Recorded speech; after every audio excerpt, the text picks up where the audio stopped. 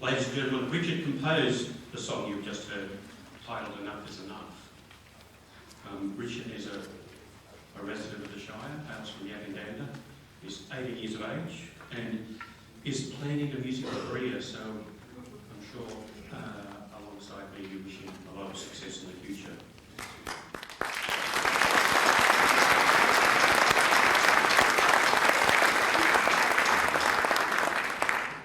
There is a slight alteration to your program.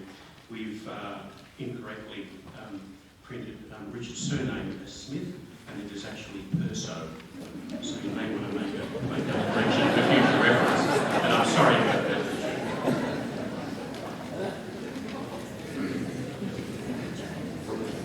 Richard's beautiful rendition on the ditch there reminds us that as we begin today, we need to acknowledge the traditional custodians of the land on which we meet. And we pay our respects to elders past and present. So for 10 seconds I would just ask you to be silent and remember and pay your respects to the custodians and those that went before us.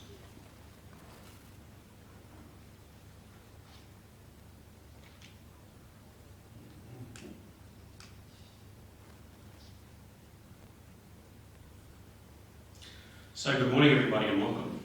My name is Gregory Lazarus and I have the fortunate privilege of being a resident of Beechworth and also the fortunate privilege, I think, of being the MC this morning. I'm a little nervous, but not because I face such a welcoming and interesting crowd of people, but more so about some of the advice that I've received about this gig this morning. My beloved warned me not to drop any of my infamous one-liners into the proceedings. Another colleague reminded me not to forget to smile. So if you see me doing this, because I'm remembering that sage advice. But welcome to the 7th George Briscoe Kerferd Oration here in the appropriately named Kerferd Conference Centre at the La Trobe University's Beechworth campus. An oration, as described by the Macquarie Dictionary, is a formal speech, especially one delivered on a special occasion such as an anniversary. The first Kerferd Oration was held on the 150th anniversary of the naming of Beechworth.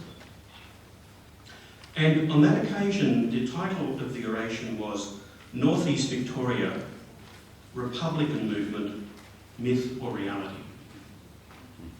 And somehow the theme continues. The 7th oration today is entitled Community Values for a World in Need. I couldn't but help think that there's some kind of a link there. And there's a wonderful irony and synchronicity in the world. As an anniversary, today is the 75th anniversary of another infamous orator. On this day in 1934, Adolf Hitler was heralded as the Führer of Germany. And he had his own spin on values and a world in need. We also know that as a younger man, he had aspirations to the ministry. If only he had been a Baptist and not a Catholic.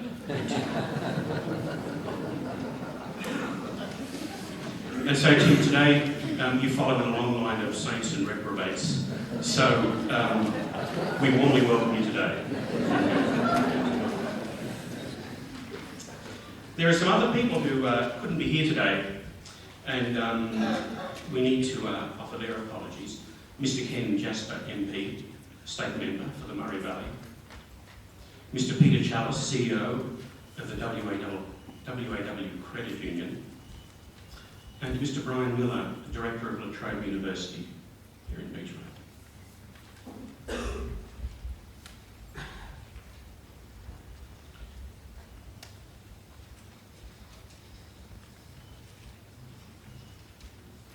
Also, in absentia, an apology from the Kerferd family of Anne Bile and John Kerferd, great-grandchildren of George Briscoe Kerferd and Anne's daughter Meg, a great-daughter. They were most disappointed that they could not be here with us today. I also welcome and acknowledge the sponsors of the Kerferd Oration. La Trobe University, represented here today by the Vice-Chancellor, Mr. Paul Johnson, Professor Paul Johnson, sorry, who is the Vice-Chancellor, and the the WAW Credit Union, who is represented here today by Director Kathy McGowan. We also need to acknowledge and welcome the Indigo Shire Mayor, councillors and CEO. Together the council and the sponsors are delighted by the support for the oration this year by Beechworth residents and many others from across the Shire, North East and broader areas. Of course, an occasion like this would not be complete without a robust rendition of the national anthem. So to help us this year to sing, and you'll find the words for those few of you who don't know them completely in your program. But I would like to welcome to the rostrum Jason Campbell, Beechworth resident and a very fine singer, and Jason will this year lead us in singing the national anthem. So if we could please stand and sing.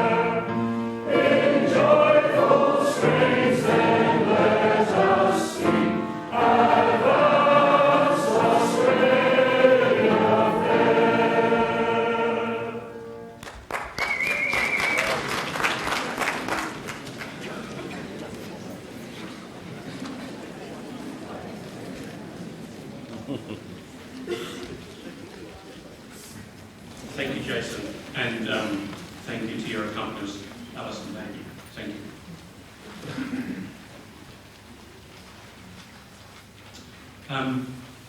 As I said, an oration is a formal speech that is given, but it must also, by consequence, be a formal speech that is heard. And to tell us a little bit about the George Briscoe Kerferd and the tradition that we are honouring today, I have pleasure in introducing Joan Sims. Joan is the community member and mentor for the Kerferd Oration and has been a significant and driving force around the process that is more than just this oration today. But Joan will tell you more of that. Welcome, Joan.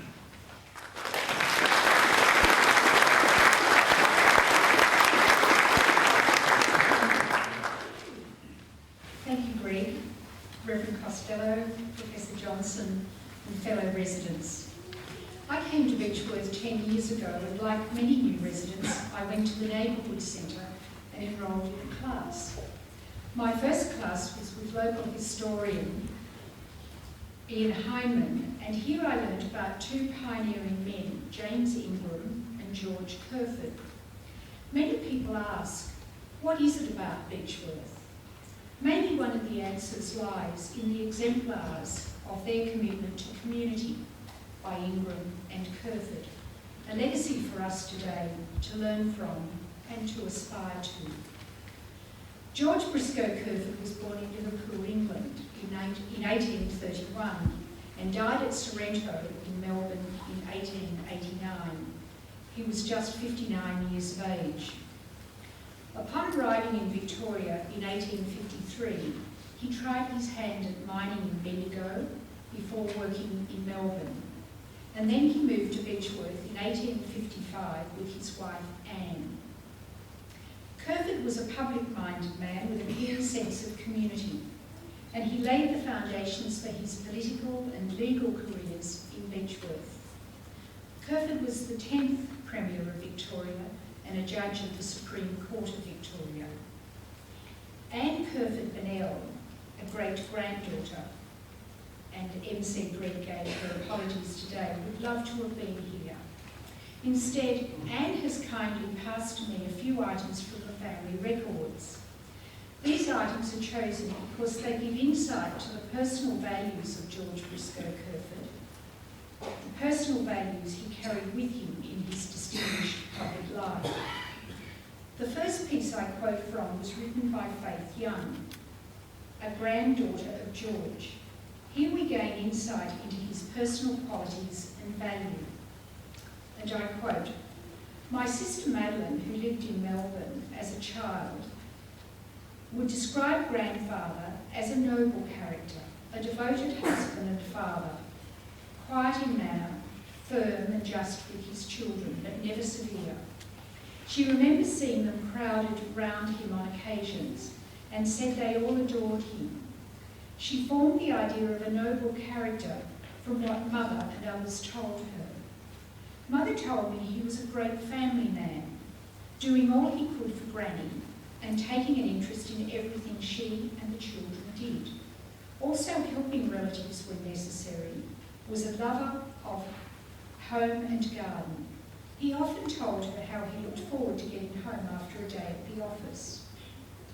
Grandfather was fond of music, like Granny, and later his daughters, and he used to love them playing the piano and singing for him, and he also took an interest in art. He liked entertaining at home with his family," unquote. The second piece is from the Argus newspaper, and it gives an insight to George, the public man. Quote, "Kerferd, a man for whom Parliament thoroughly trusted. He was a premier such as would seem strange indeed in these modern days of a degenerate parliamentary system, for he never spoke unless he had something to say. And he listened to all suggestions and amendments brought forward while his measures were under discussion, and always gave them his serious attention. As a result, he was most highly esteemed by the Parliament of the day." As Greg said, the first George Briscoe Kerferd Oration was held in 2003. In 6 years, it has grown in stature due to the high calibre of the orators and the support of the Indigo Shire residents. I would suggest that it's also something more. That's something more being the pre-oration activities based on the title of each oration. This year there were 2 events. The first is described on the back of your program. It was called Coffee, Cake and Community.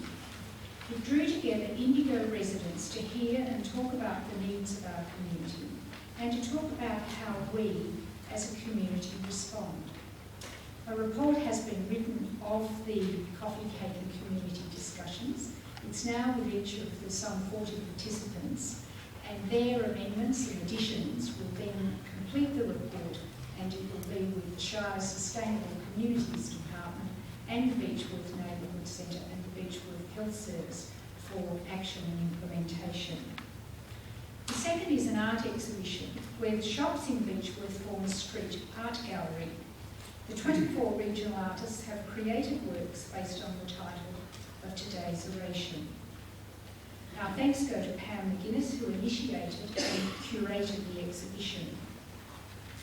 We all learn in different ways, and the lines, the words, the images of the artist give another form of communicating community values. George Briscoe Kerferd and James Ingram were described as men of the mountain by the Reverend Robert Kirkwood Ewing of St Andrew's Presbyterian Church. These men of the mountain and their Victorian-era concepts of community service we remember today.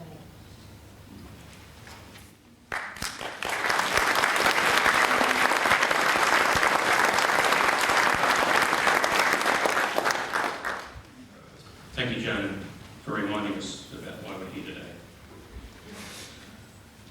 The Kerferd Oration has a special place in the public lectures of La Trobe University.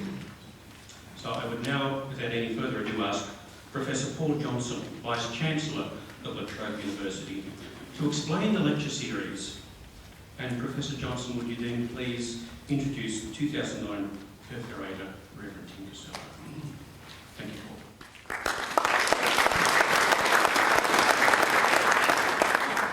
Thank you, Greg. First of all, let me welcome everyone here to this, the 7th Kerferd Oration at La Trobe University at Beechworth.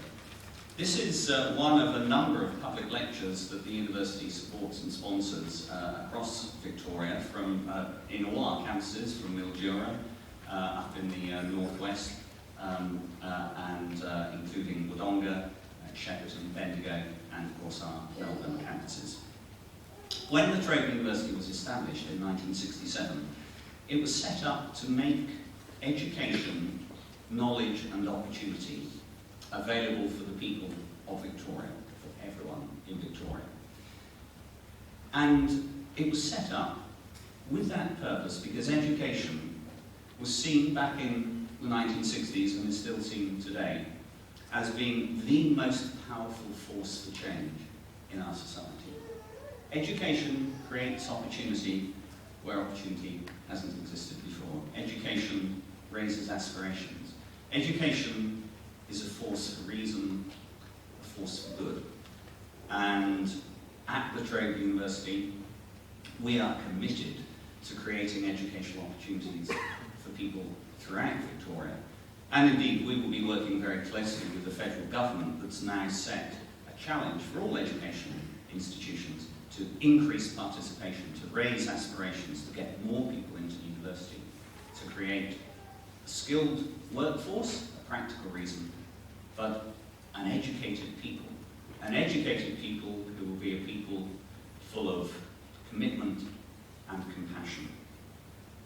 That's what we want to do as a university in our small little bit of the world. And there's an awful lot to do. As we all know, there are tremendous needs both within our Australian society and globally. And we all live, of course, here very privileged, comfortable lives, and we cast our minds to some of the unfortunate events and unfortunate circumstances people live in from time to time. We see things on the TV, we hear about it on the radio, but generally we continue to live our comfortable lives. We do need reminding, though, that as well as feeling a degree of compassion for people, we can actually do things. Tim Costello, today's Kerferd orator, has spent his life reminding people that we can do things, we can make a difference. Each of us in our own small little way, we can make a difference. Tim is recognised as one of Australia's leading voices on social justice, on commitment, on making a difference. He's spearheaded a whole range of campaigns, as many of you will know, on gambling, urban poverty, homelessness, reconciliation, substance abuse. Each one of those social issues, Tim has identified the problem, brought people together to discuss, and not just discuss, but then take action, taking action to make a difference.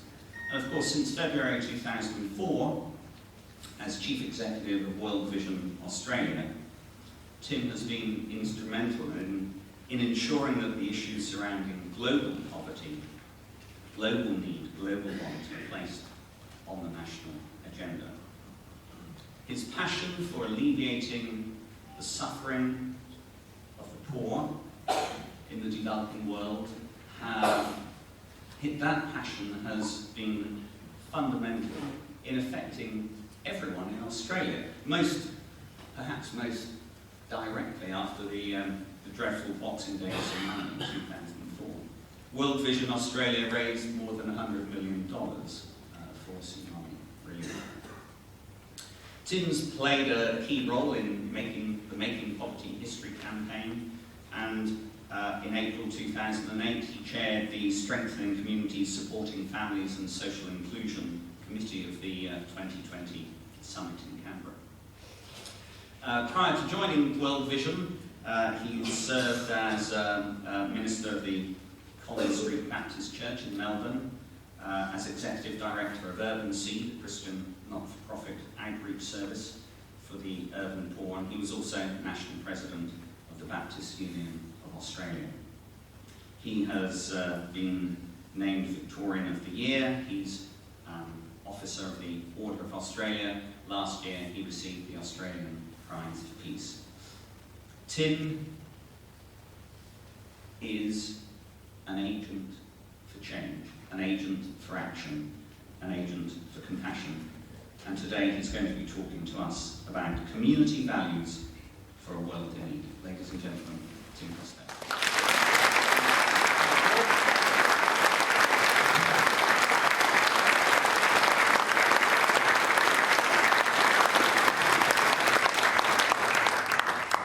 Well, thank you very much, Paul, for that introduction. It was pretty much as I wrote it, really. I want to say, Gregory, I've had to come to Beechworth to be given my next thesis. A pity Hitler wasn't a Baptist, not a Catholic. That's really got my mind going. Well, for all sorts of reasons, it's wonderful to be here and to really experience some of the things I want to say in my theme about community values in a world of need. Just to take time out and remember one of the famous sons of this region who died so long ago, there would be every excuse not for anyone to particularly come out for a Kerferd lecture, but to say this is the story, the honour, the sense of achievement that this community has and remembers really encapsulates many of the things I'm saying about community. So what you do here and how you honour those who've been here before, I think is already the signpost to what it means to have community values, particularly in a world of need. I also want to acknowledge the traditional owners of this country and say that Beechworth and its surrounding area, from its weekly gatherings, whether at football or tennis club, to local artists, to students here at the La Trobe University campus, to Meals on Wheels, Beechworth is a community not only diverse, but by many measures thriving. I always feel fantastic coming into a town that has no pokies. Congratulations, Beechworth.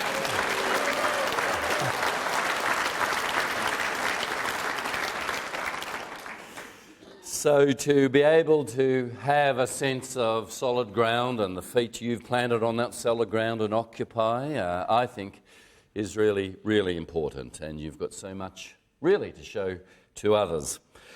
Last week I was in Ethiopia visiting some of our aid projects. Ethiopia is the only African country that's never been colonised. Yeah, the Italians, for about 5 years, when it was called Abyssinia and Mussolini came in. But unlike all other African countries, it's very proud of the fact it's never been colonised. Ethiopia, some 2,000 years ago, is where the wooden plough was invented. And what's a bit surprising is that plough is still being used. A single furrow with a cow and a farmer ploughing it. I asked why, and they said, well, it's also tradition, but, we're a bit stuck in our ways here in Ethiopia. It's where some 2,000 or 3,000 years ago, coffee was first found. And Yirgacheffe, which is a region that we visited and it's a brand of coffee, is the home of coffee.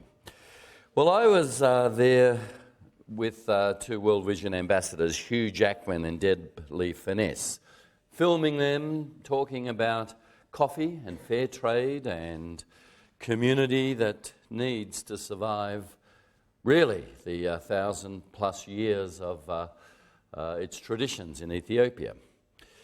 It was a nice experience, I think, for particularly Hugh Jackman, because no one in Ethiopia knew him or recognised him. I had to laugh one morning, the first morning we're filming. This guy looks at the cameras, we're doing a bit of filming outside, and he goes to Hugh, "What's your name?" He says, "Hugh Jackman." He says, "What do you do?" And Hugh goes, I'm an actor." And the guy goes, "Okay," and walks off. Another rubbish actor. Hugh looked a bit devastated. No one actually knew him. Well, there we were, down in the Yirgacheffe region, where villagers have really been in a lifestyle for 2,000 or 3,000 years farming coffee. Ethiopia is a country where now 95% of all the forests have gone. It's quite devastating. 80 million people trying to live on too little land. And because of the massive deforestation, the weather patterns have changed. And because of climate change. The trees being cut down mean that in areas where they could count on rains, the short rains come in June to February. They didn't come at all this year. The long rains, which go from July to September, from June to roughly September, end of August, started very late this year. The impact in terms of drought and literally starvation that flows from that is terrifying. Here is a country that really has massive problems. Well, down in the coffee growing regions, there's still a little bit of forest. Why? Because coffee needs shade. And whilst coffee is still productive, the trees haven't been cut down.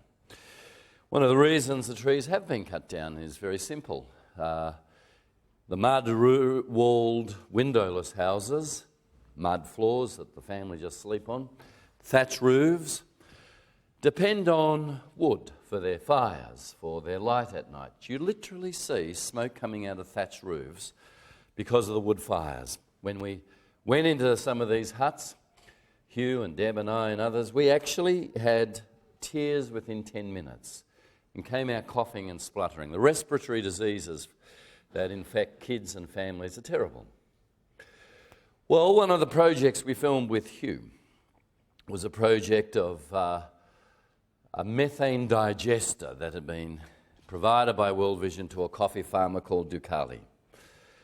Really, a methane digester is just a hole in the ground with a sort of plastic top that catches methane because you heap manure and a bit of organic material into it.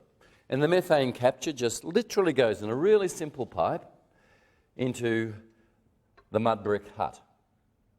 And there, miraculously, a family cooks on gas. And they have a light for their kids to study at night.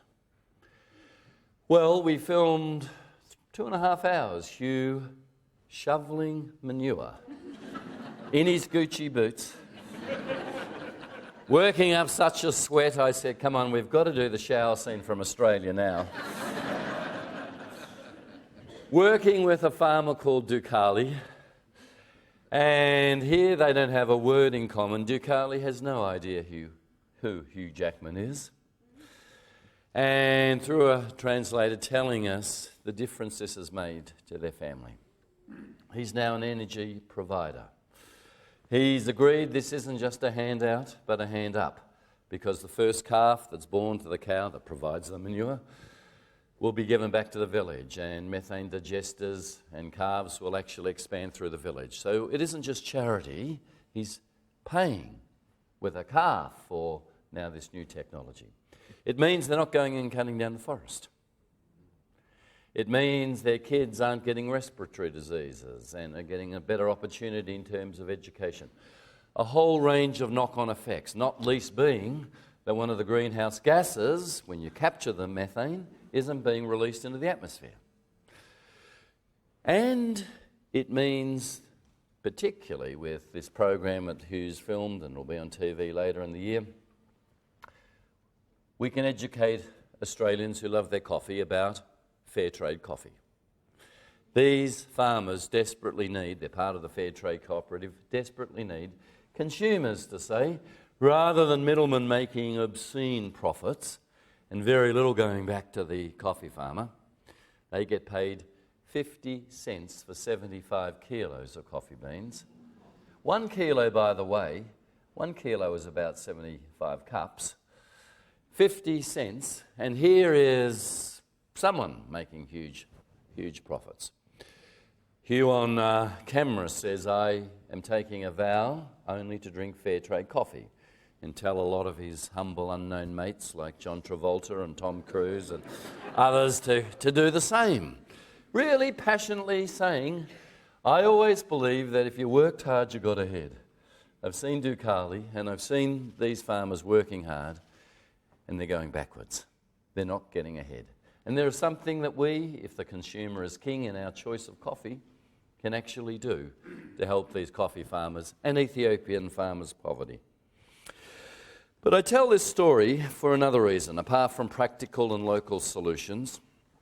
What I saw there was a picture of community values, and community values in a world of need that really pan out a picture of a global village. Hugh and Dukali, at least from Dukali's point of view, had nothing in common. What really moved me was when we had the coffee ceremony in the house at the end, in this mud-bricked house.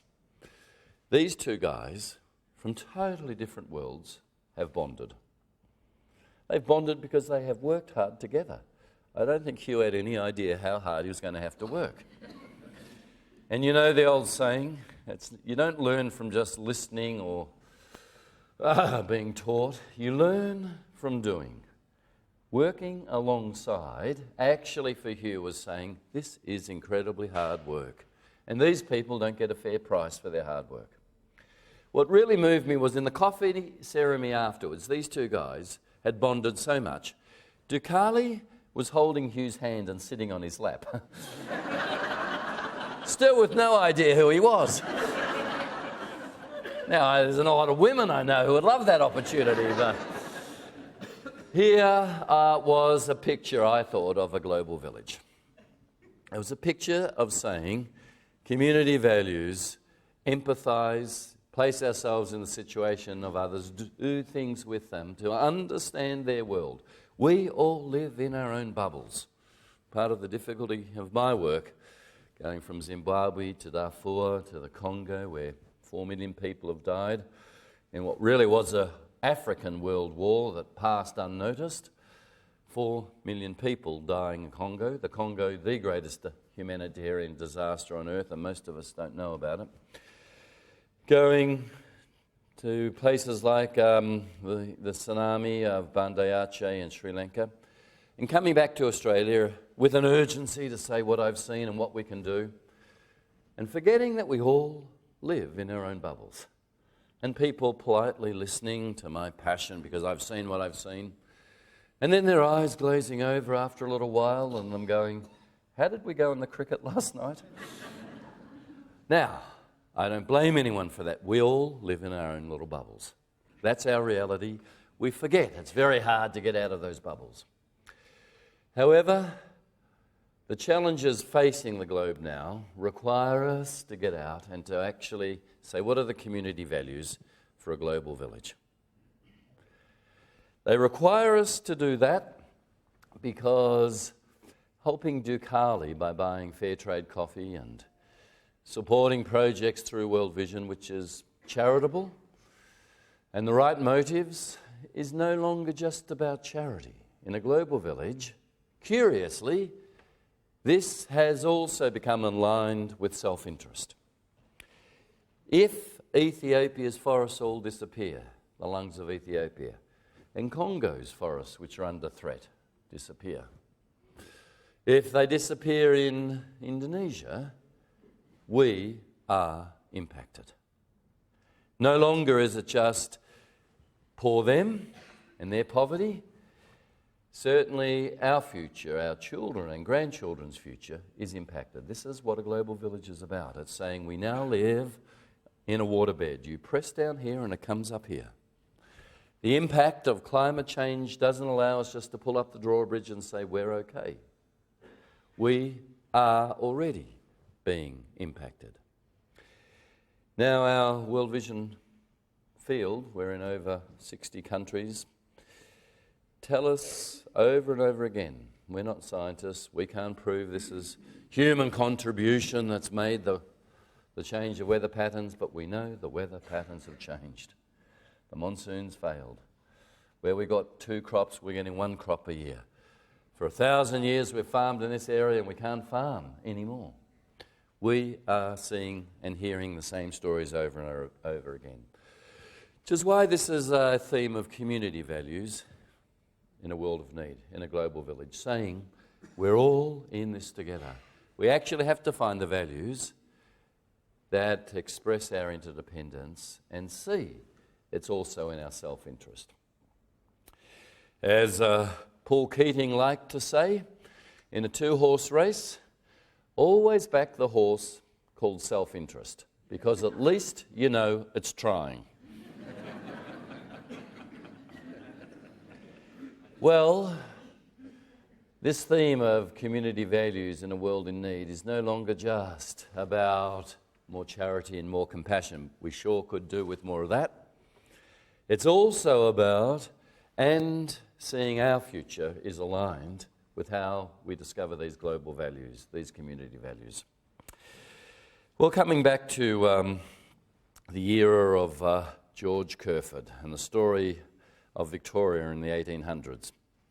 Community values, you know, were what saw people through to build towns, battling hostile elements, sometimes within their own communities, to be public-minded rather than just look after your own family and clan, which is really profoundly the seeds of where corruption starts, to be able to rise above just family loyalties and say, how do we ensure there are public goods and resources for everyone, not just my own mob? George Briscoe, Kerferd, was one who was able to think in those terms. As you heard, he came to Beechworth in the 1850s, a hands-on man, first in mining, then as a brewer and a merchant. I have a great-great-grandfather, Patrick, who was a brewer. I might say something about him because he certainly would have known George Kerferd. The US President, I noticed on Friday, knows something about a beer. A black Harvard professor and a policeman had a beer with him to settle a national dispute about race. I would never advocate sharing a Budweiser. There's much better tasting stuff we have here in Australia. But let's hope it settled the race issue, particularly because it seems to me there is so much hope in Obama. When we're talking about global values that actually are the right values for our future, Obama strikes me as a human metaphor. I don't know about you. But when he can stand up, even in Cairo, in a Muslim context, and talk about his Muslim father who won a scholarship to America. When he has a half-sister who's Indonesian and a grandmother who's Kenyan in a Kenyan village. And he can say America has no fight with Islam. You look at this man and you say, is it possible for there to be racial and religious peace in our time? Well, here's a man who seems to embody the possibilities. So I was worried when he seemed to make a slip that's now been settled over a Budweiser. But Kerferd, as you've heard, relied on the produce from the land to survive in his trade. And Beechworth remains a wonderful location for produce. Well, Australian farming life has always been tough, and reports in the paper this week are On top of a decade of drought, we now could be facing the hottest year on record this summer. That wasn't good news. We do know of the courage and resilience of small Australian towns, but we don't always know what makes it so. If we had time to explore what is the fundamental ingredient, clubs, institutions, church groups, volunteers, a whole range of these things is our guess. We know that so many people, time and time again, do tasks where they're not thanked, maybe where they're not noticed. It's the rhythm of that community which is profound. People who otherwise fall through the cracks being picked up. Social welfare of people on the margins has for centuries been the province of neighbours and church. And though Australia has secular roots, it was actually Kerferd's parliamentary era that saw laws dropping state support for church schools. Yet in Australia, compared to the US and UK, of the biggest 25 NGOs caring for the poor in Australia, 22 are still religious-based organisations, which is surprising when in America it's only 5 and in Britain it's only 2. So though there is a whole secular framework here, actually the role of church is incredibly important in church-based organisations. Kerferd, a Liverpudlian, obviously was attracted to life in Australia. And in standing for mayor of Beechworth, I suspect he had some ideas. When I stood for mayor of St Kilda, it was a very particular vision I had. I actually had been working as a lawyer minister, watching house prices rise in St Kilda, watching long-term poor St Kilda people of 3, 4, 5 generations now being forced out. As people said, gee, St Kilda, the old tart of Melbourne, Sleaze City, is only 4 kilometres from the city and it faces the bay. Why have we left this to mentally ill and homeless and psychiatric? Wow, in came the money, up went the house prices.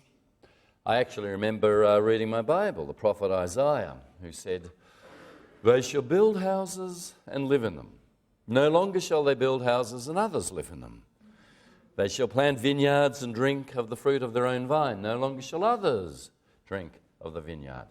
A prophecy about justice. That was the main reason I ran for council. And I ran on a platform of putting some ratepayers' dollars into affordable housing for long-term poor St Kilda residents. So that St Kilda just didn't become like Carlton. You had to, own a Rolex watch and drive a BMW to afford to be there, that it could have a heterogeneous makeup still. We won that battle. We became the first council to put ratepayers' dollars into affordable housing. So as I was reading about Kerferd, I was thinking about his dreams. But certainly you as the inheritors, the work you have done here in Beechworth, I think, in this shire is admirable. This many people at an oration, I think, is fantastic. And I'm so sorry I missed the coffee and cake.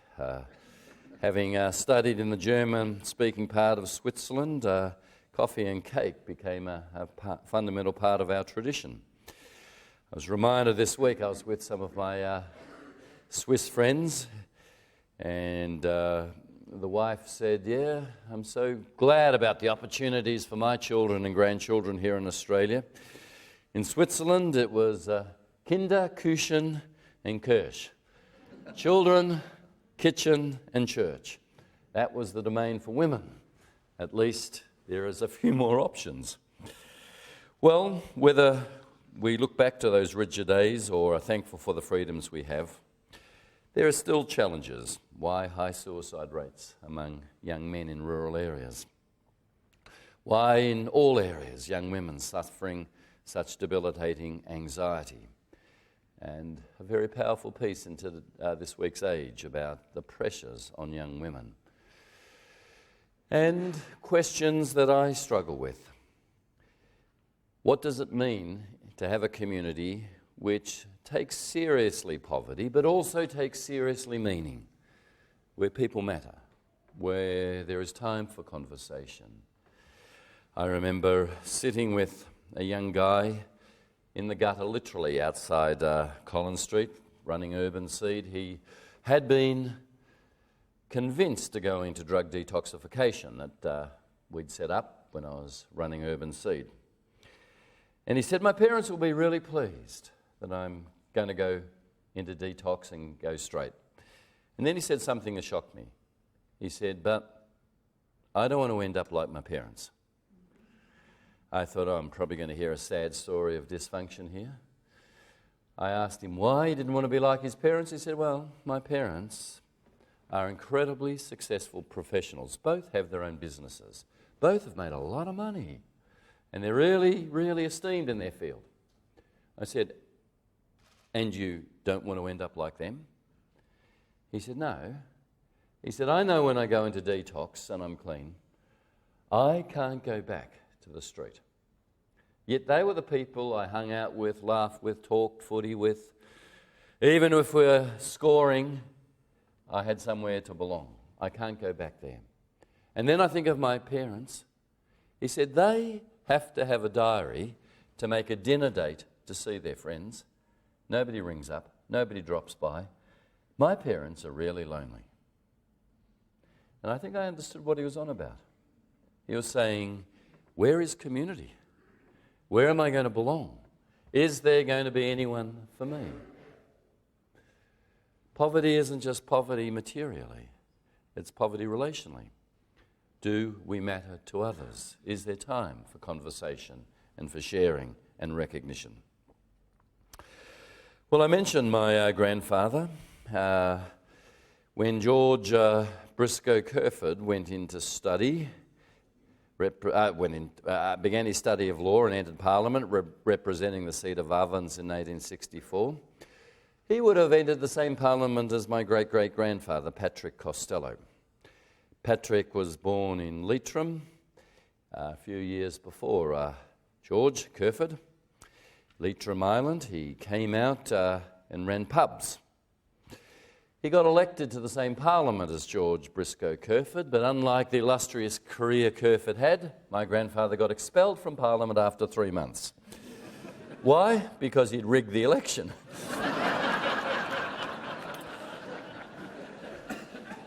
He was the first politician in any Westminster democracy to be expelled from Parliament. When I did the family history, we didn't know this till I did this family history and discovered this. For some reason, my brother wasn't thrilled with this discovery.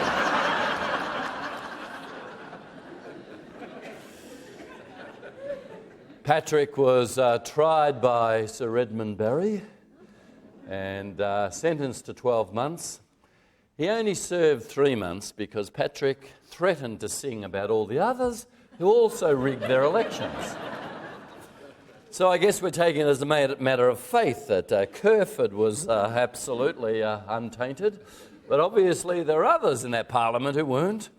Parliament petitioned for Patrick to be released. They didn't want Patrick talking about the rest of them.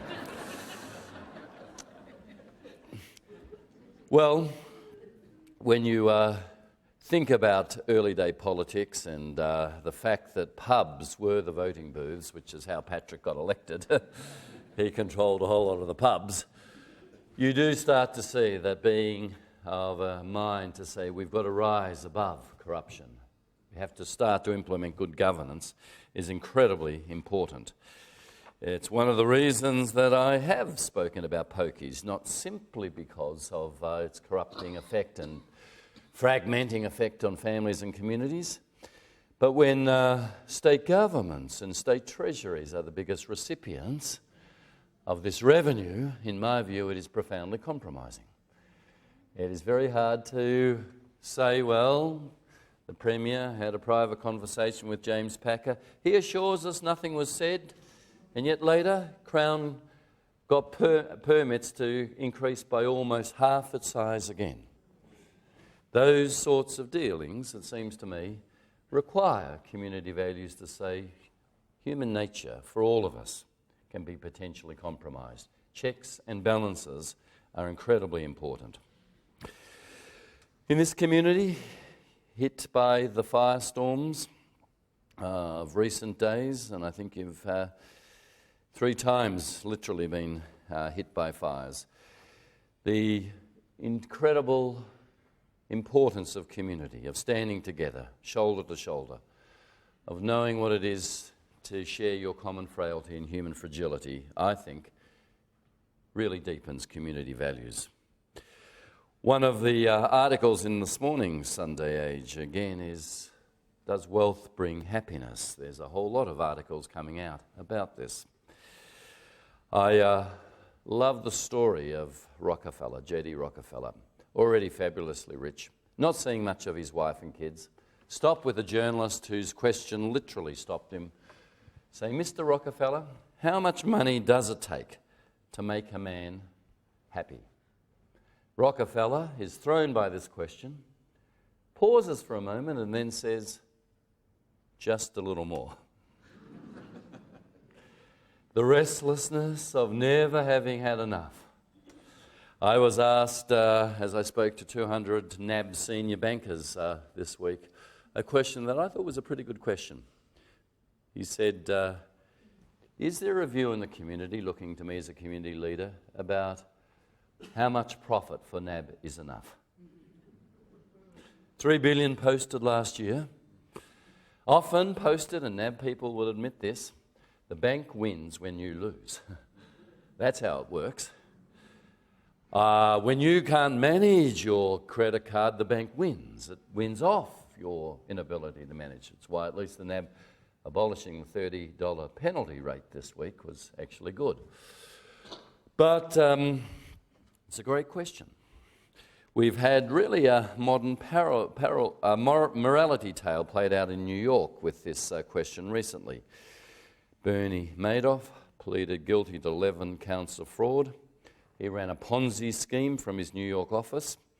Simply, he paid interest to existing investors from the deposits of new ones.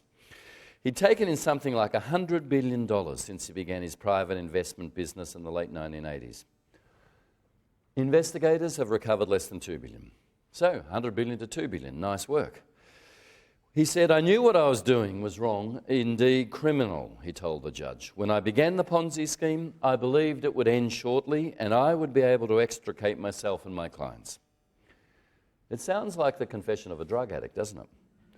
It's not far off. Madoff was a greed addict. Whether it's corporate profits, whether it's bonuses that are being paid, the wealth to happiness story that seems to be so plausible, the wealthier I am, the more I have, the happier I'll be, seems to me antithetical to community values. To actually saying it's about giving back. It's about relationships. It's about connection to others. Clive Hamilton wrote his book Affluenza, not a commentary on individuals but on society. Affluenza really is saying we can dissolve community and lose those bonds when an affluenza virus literally takes over us. Young people often ask me, what's guided my life? And I say to them, like anyone, there have been 2 ladders one called career and the other called vocation. The career ladder, you climb the first rung by studying hard at school. Your parents tell you to do that. Why? Because if you do, you'll get into university, and you climb another couple of rungs by studying hard at university. Why? Because then you'll get a great position in a leading firm or company. And then you look up and you go, another 8 rungs until I'm general manager or CEO. More money, more esteem, and you climb. When you're a community person, I think you understand this other ladder. It's called vocation. This ladder, vocation, is all about calling. Voca is Latin for calling. You climb the first rung of the vocational ladder when you say, why am I here? Why am I here? The second rung, when you say, what is it that if I don't do, I'm going to be poorer and the world's going to be poorer? And you climb those rungs as you make choices, sometimes not taking extra career steps with greater remuneration because you want to invest in your art, your music, invest in community. It's great when the vocational ladder and the career ladder overlap. That's the sweet spot, paid to do what you're called to do. But to have community values is actually to say I'm not just here to climb a ladder where the end goal is he or she who dies with the most toys wins, but to say I'm going to actually live out my truest values, my heart hungers. They are community values. Well, these are important values to recover in a time when we often see the wealth to happiness story plundering and dominant. We've certainly seen in this global financial crisis what I think has been a global ethical crisis. Wall Street bankers, CEOs, when I was at the UN General Assembly this time last year, or September last year, had paid to themselves $29 billion in bonuses. And I would have thought 26,000 kids dying each day of preventable disease and dirty water and not enough food. We might have called a crisis. And yet we haven't actually marshalled the resources to address that. Well, whether it's overseas or whether it's local, the important issues of how we hold each other accountable, how we find our calling. George Kerferd seemed to find his, although he may have had his own Achilles heel. As Attorney General, he made space on the Victorian Supreme Court to appoint a new judge, Justice George Briscoe Kerferd. He appointed himself. He only had a short time as a barrister, and he copped a shellacking from the profession for appointing himself. But the one thing we can say is the Privy Council in London upheld a Kerferd judgment, so he wasn't without talent as a judge.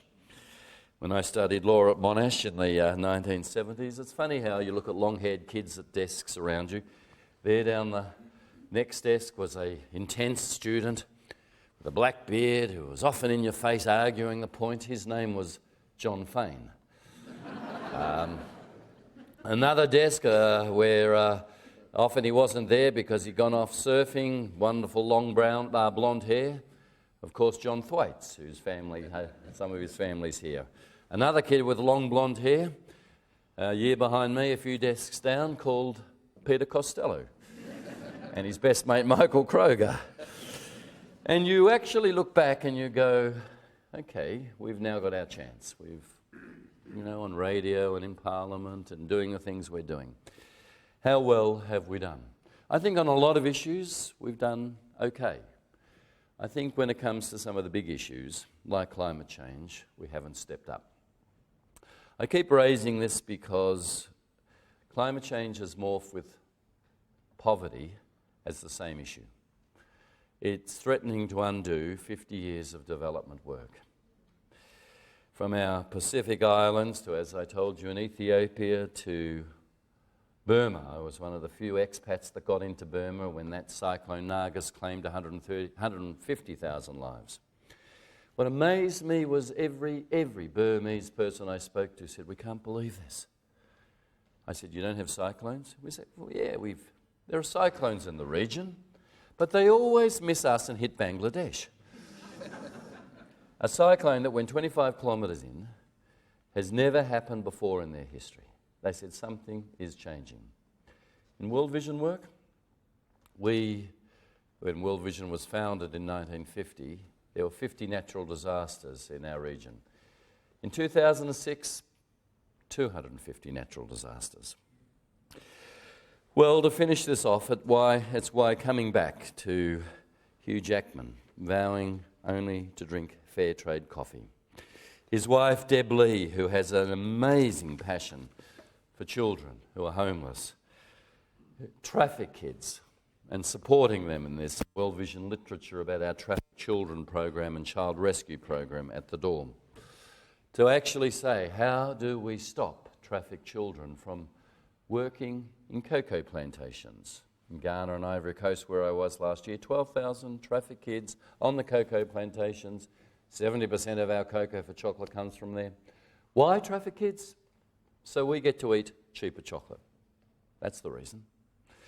We've had a campaign, Don't Trade Lives campaign, and we're hopeful, without giving anything away, at the end of this month, a major chocolate company is going to agree to fair trade chocolate, which will be huge for those trafficked children not to be trafficked and to be able to go back to their families. To live in a world which is a waterbed. Pressed down here, it now comes up here, is to say, what are our values? What are our calling? How does that picture of a Hugh Jackman and a Ducati actually resonate for how I shop and how I choose to spend my money and how I see these community values now extend to a global community? We are in this together. For all of you being here and showing the way in a pokies-free town, let me salute you and thank you for being true heirs of Kerferd. Thank you.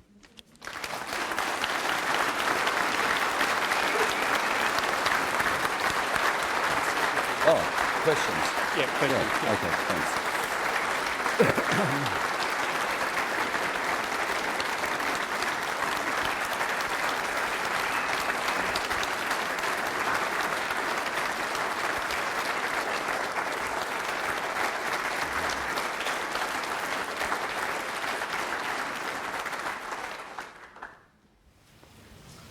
Thank you for that. We'll have a formal thank you to Tim in a few moments, but Tim has agreed to take questions for 5 minutes.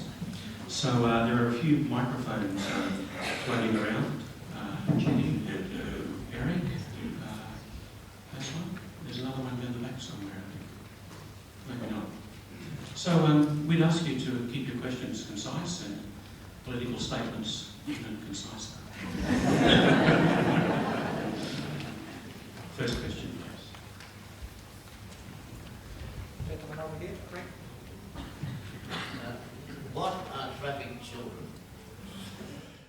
Children who, because of their parents' poverty, are sold effectively as slaves to work without pay on cocoa farms, sometimes coffee farms. So in Ghana and Ivory Coast, where 70% of the world's cocoa comes from, they're children from even poorer neighbouring African countries. Mali, Benin, if you know these countries, you might have to go to a map and have a look. What will shock you is this, that after armaments, then after drugs, the third biggest profitable industry in the world is trafficking and bonded labour. UN figures. Some 27 million people effectively in modern day slavery. Not that someone now has a certificate of paper and says, I own you and I can sell you on the market. But because your father borrowed from a moneylender because the crop failed and it's been 15% daily compound interest and can't pay it off, he has to hand over a child who works 8 hours, 10 hours a day, 7 days a week in a needle factory in India making bridal garments or in a mill. In fact, we've come up with cases in India of third generational bonded labour. Grandfather, son, grandson, all working in the same factory, never allowed to leave because of a debt that started 40, 50 years ago.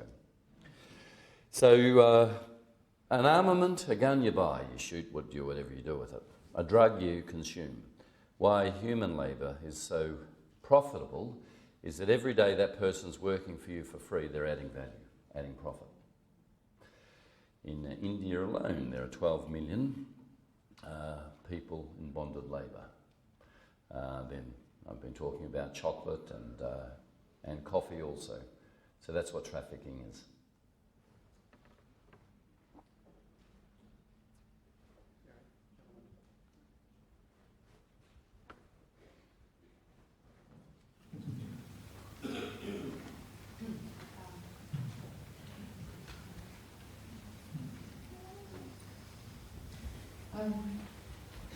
How important do you think it is for us to keep an eye on our democratic decision making, or do you think it's quite healthy? No, vigilance is, the price of democracy. One of the extraordinary things that the West has achieved is, because 50 years ago we were pretty poor, and there were big families, and when we look at Ethiopia with 6 or 7 kids, we often say, first response, well, tell them to stop having kids, and then they won't be as poor. If you'd said that to our grandparents who are having 6 or 7 kids, our grandparents' answer would be what Ethiopians is today. Well, without age pension, well, Australia's had that for a long time, but without a security net and health benefits and unemployment benefits, having a lot of kids is your only security. The way to stop people having kids is actually to lift countries out of poverty. And when we started being lifted out of poverty, our family sizes became much smaller. But what we know from our own history democratically was that there was a whole history of being able to buy votes or intimidate, and the Aussie ballot, as it was called, which became started in Ballarat, which became a universal symbol around the world, was the great achievement. It was the secret ballot, a locked ballot box. Because still in too many parts of the world, people will try and buy your votes or intimidate you, particularly if they know how you vote.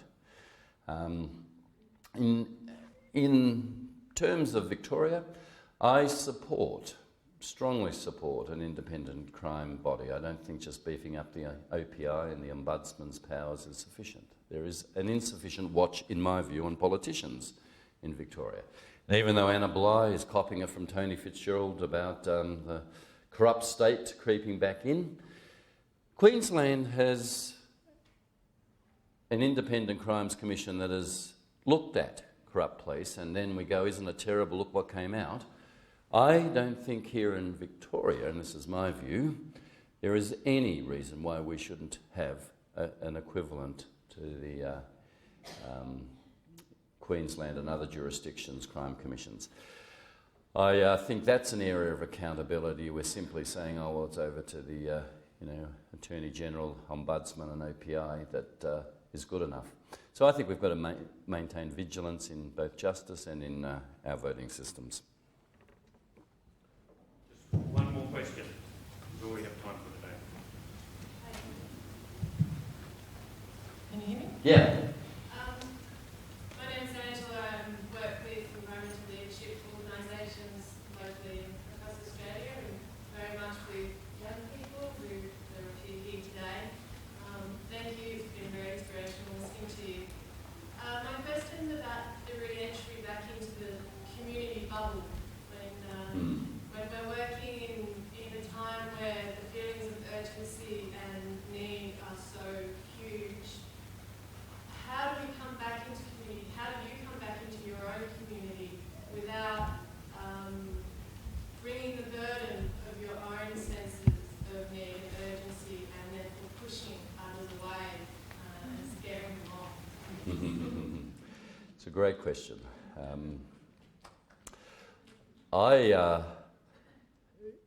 I find myself almost coaching myself in my head as I come back into Australia.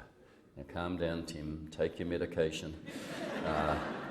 Remember, people haven't seen what you've seen, and you'll be a colossal turn-off if you just go full volume. I also have to say there is a cost to this, and I will find myself sometimes giving a speech where it's even, an after-dinner, jokey, fun speech. Nothing serious on the topic, and I'll suddenly find myself, without warning, in tears. And I'll go, where did that come from? And the audience will be particularly disturbed because I was telling a joke and now I'm crying. And what you realise is to actually cope, and this is answering your questions, you do build compartments, walls around your emotions, because it is so different and it is impossible often to communicate. And then there will be times when you realise the walls leak, the compartments hemorrhage, and that's, I think, what's going on there. But most people, are pretty good. They understand that you're actually carrying stuff, and I think this is what community values means. You can sit down and talk about it. And I have to say, women do this particularly well. When my wife says to her girlfriends, let's have a coffee, they know exactly what they're going to do. They are going to talk for an hour and a half and network absolutely everything. I see blokes, when you say, would you like a coffee, who drink the coffee in 2 minutes and go because they had the coffee and it's gone. I think taking seriously these conversations is really what community is about, because then at least we can interpenetrate each other's bubbles a bit.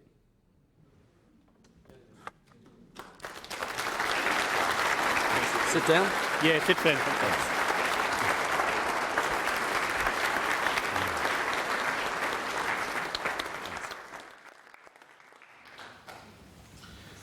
To say thank you to Tim Costello, I have pleasure in introducing Kathy McGowan. Where is Kathy? Ah, she's there. I couldn't see her. Of course, Kathy doesn't need much of an introduction in this setting, as she is a well-known and respected resident of the Shire and the 2006 Kerferd Orator. Today, Kathy is here in her capacity as a director of the WAW Credit Union, who are again our corporate sponsors of the Kerferd Oration. As well as thanking Tim, Kathy will present the Kerferd Medal. And this medal was first struck last year. It is made by George Frimmel in Melbourne. The medal incorporates an image adapted from an 1870 print in the permanent collection of the Burke Museum. It shows Kerferd in the early years of his career as a lawyer and Member of Parliament. So I would ask Tim and Kathy to come forward. Thank you.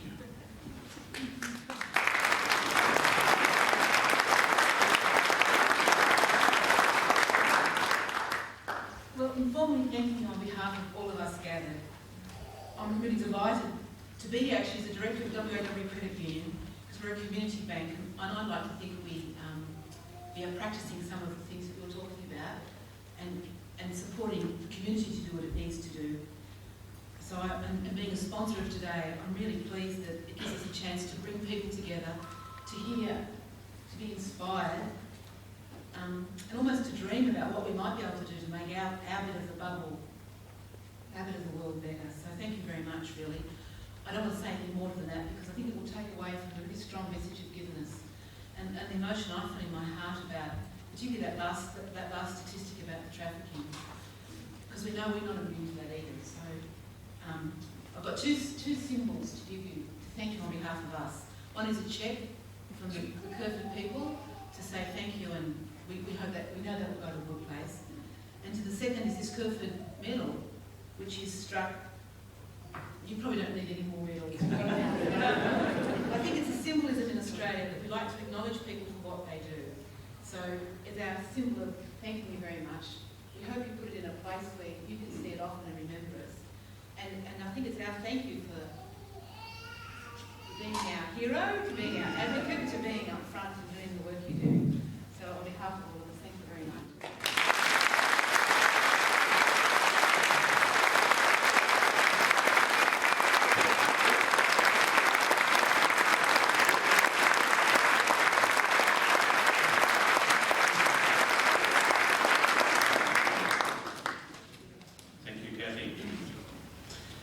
Well, we're almost there.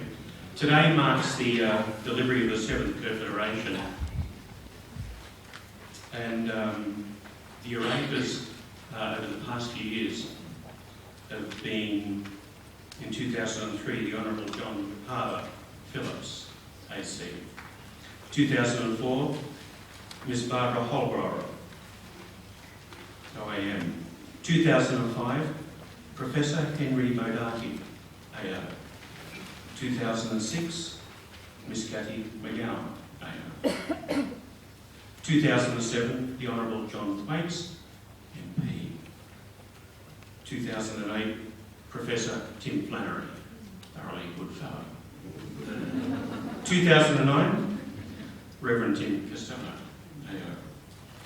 I'm sure you will agree with me that this is the most significant cohort of prominent Australians. And this year, in order to honour these orators for this occasion, an honour board has been commissioned and is to be unveiled.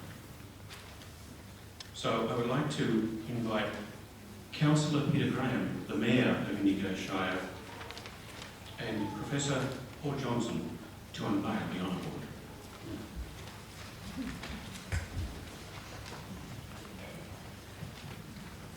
Good afternoon, ladies and gentlemen. On behalf of the Council, on behalf of the councillors and on behalf of the community of Indigo Shire and Beechworth, thank you very much for making the effort to be here today and listen to a wonderful presentation by our guest speaker, Tim Costello. Would you put your hands together for Tim?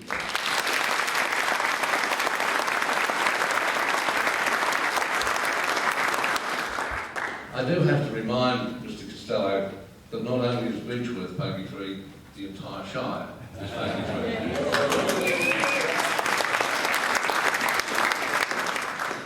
Before I finish up a relatively short speech, I would like to make sure that we thank everybody who has participated to make today a very good event. The first is Joan Sims. Joan, thank you very much. You've been the driving force behind this, and please put your hands together.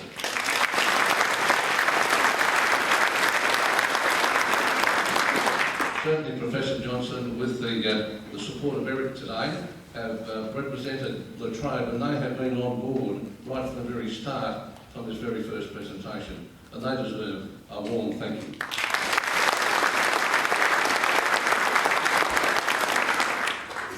Up until now, we've not had anything that records who has participated and been orators of this particular event, and I think it's growing in stature year by year, and I think you will all agree with that.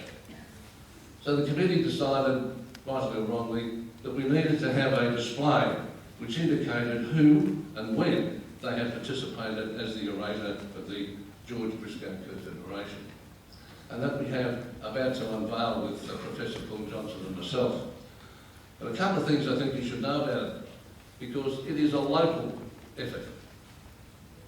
The actual board, when you have a look at it and see it presented, was put together by a local person who was a retired prison officer and does a little bit of timber work in his spare time. And I think you'll be appreciative of the standard that's been received here and the attention they've got.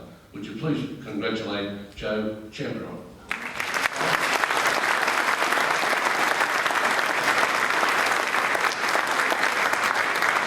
And also, the picture's completed by the sign writing. Sometimes you can get good sign writing, sometimes you can get sign writing. Sometimes you get a great example of the art. And one of those people, again, is a local person, and that's David Collier. David, thank you very much.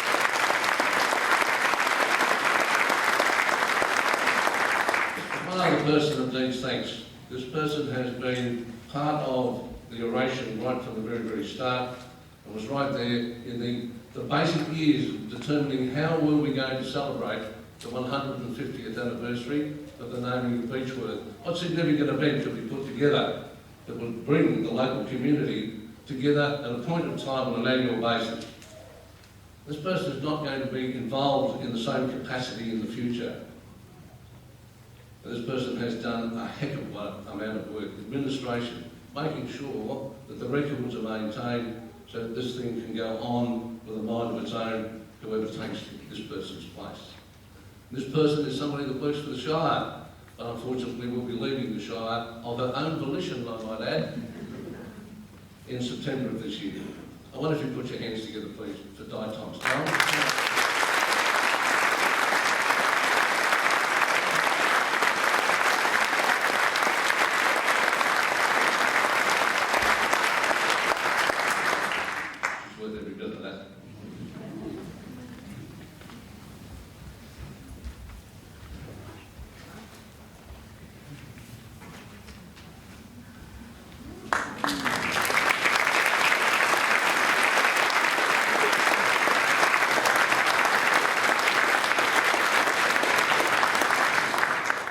find at the top a copy of the medallion which is presented to each of the orators. So you can have a look at that as you go through, and it will eventually hang in the walkway between the foyer and into the John Briscoe Kerferd area. Thank you very much.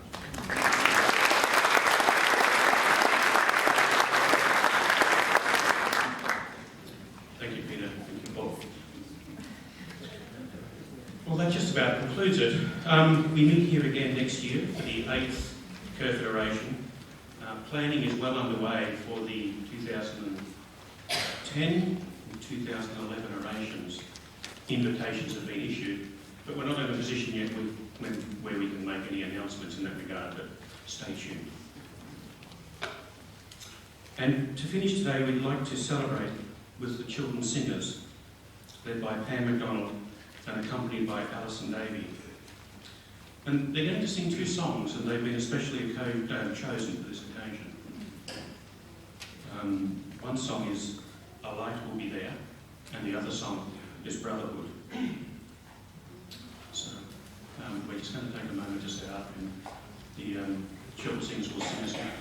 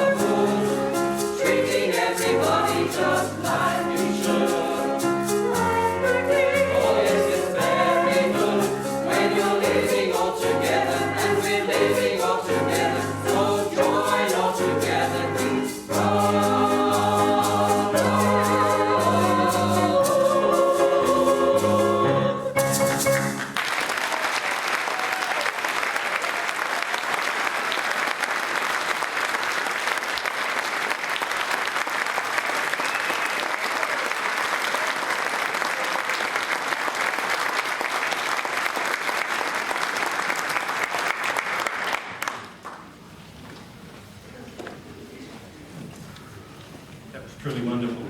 Thank you again. Well, that brings us to the conclusion of today's oration. And as Tim said, there'll be some material, if you're interested, around the tables at luncheon. But having been sung to and inspired as a community, let's break some bread together. You're invited to a luncheon down the back here and in Samuel's Bistro. So please do note and do what we do best here. Thank you.